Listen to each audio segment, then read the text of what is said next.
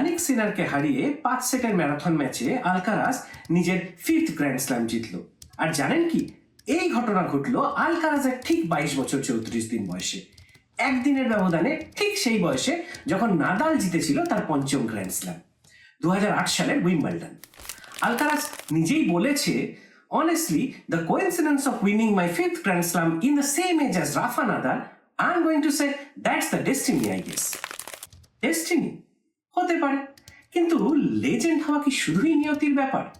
আলকারাজের শরীরী ভাষা, ফোরহ্যান্ড আর অসম্ভব ঠান্ডা মাথার ডিসিশন মেকিং সবই চোখে পড়ার মতো। ওর খেলার মধ্যে একটা রাফার স্মৃতি আছে, ফেডারারের ফিনেস আর জোকারের গ্রিট, মানে ওই যাকে বলে কমপ্লিট প্যাকেজ আর কি। 21 বছর বয়সে ক্লে, গ্রাস আর হার্ডকোর্ট তিনটেই জিতল। টেনিসে ট্রাই সারফেস গ্র্যান্ড স্ল্যাম জেতার তালিকায় এখন সবচেয়ে কনিষ্ঠতম নাম আলকারাজ। কিন্তু কিংবদন্তি তো শুধু জয় দিয়ে তৈরি হয় না, হয়ে ওঠে সময়ের সঙ্গে লড়াইয়ের মধ্যে আর মানুষের মনে জায়গা করে নিয়ে। আলকারাজ আজ নিশ্চয়ই নতুন ইন্সপিরেশন, কিন্তু নাদাল ছিল এক ইমোশন। সে ছিল স্পেনের জন্য, ক্লে কোর্টের জন্য এক প্রাইড। আলকারাজ কি পারবে সেই ইমোশনাল কানেকশন তৈরি করতে?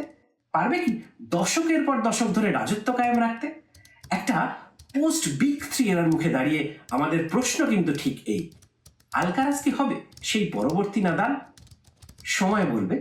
ততদিন ওর খেলা দেখি, আর খেলার ভিতরেই খুঁজি অতীতের ছায়া, ভবিষ্যতের আলো। ভালো থাকুন, খেলা দেখুন, প্রশ্ন করুন।